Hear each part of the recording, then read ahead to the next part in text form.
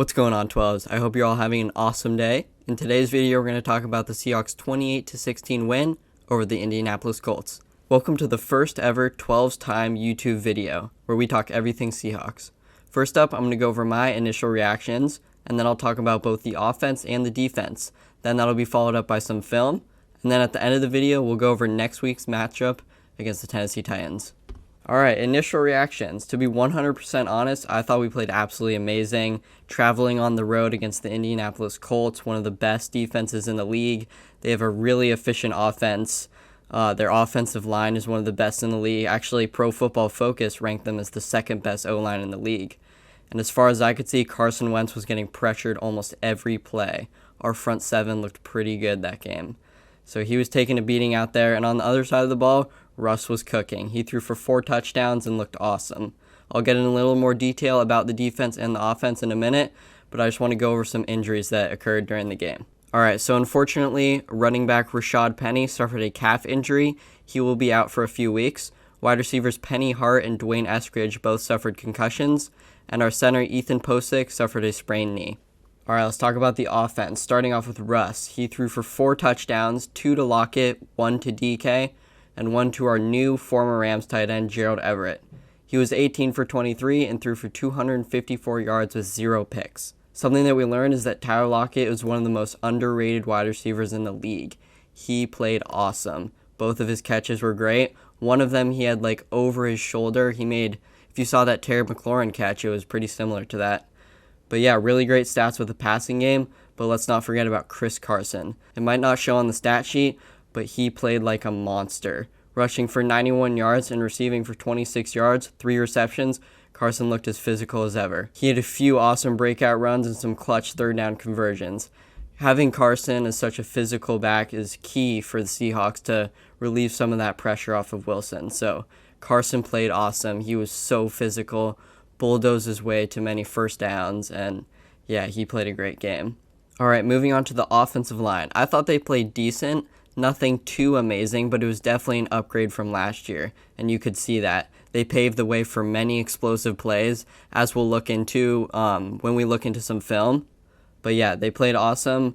Definitely not as bad as last year from what I saw, and I hope the trend continues for the rest of the season to come. Alright, now let's talk about the elephant in the room, Shane Waldron.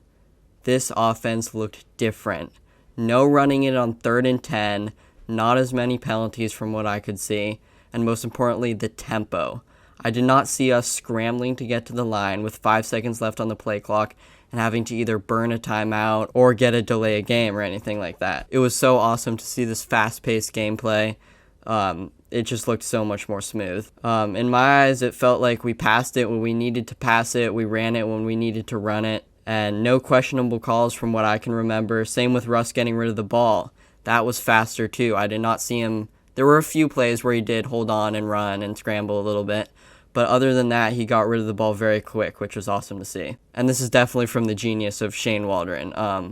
I hope this trend continues, and yeah, I think he's going to be an awesome offensive coordinator, and I think Russ is very comfortable with his offensive coordinator at this moment. Alright, now let's talk about the defense. Our D-line looked really good. They were getting pressure on Wentz all day. And the first drive got me a little bit worried because the Colts were moving it pretty well, but then as the game moved on, we were getting some great plays. Quandre Diggs and Jordan Brooks led our defense in tackles with 7, Bobby Wagner trailing behind them with 6. Jordan Brooks will be an amazing replacement to KJ. He had some awesome plays. Obviously, as I just said, he led the team in tackles. Some other players I'd like to point out are Darrell Taylor and Rasheem Green. They both got a sack, getting to Carson Wentz all day and forcing him to get rid of the ball quick. No interceptions on the day, but in the end, we held the Colts to 16 points, which is enough to get our first win of the season. Alright, so the Seahawks fly back home and take on the Tennessee Titans in their home opener. The Titans bring a lot of weapons to the table, including Derrick Henry, Julio Jones, A.J. Brown, and Ryan Tannehill. I expect a big shootout, lots of points, and a lot of great offense. I think the biggest struggle going into this game is going to be the Seahawks defense. How will they be able to handle the angry Titans who just came off a devastating loss to the Cardinals? They're going to be fueled, they're going to be mad, and they're going to come to play. So I hope the Seahawks defense will be able to handle it, and I think we'll be just fine. As far as our offense, I think we're going up against a pretty easy defense, so As long as we get points, I think we'll be good. With that being said, we have concluded the first ever episode of 12's Time YouTube channel. Have a great rest of your day, guys. See you in the next one. Go Hawks.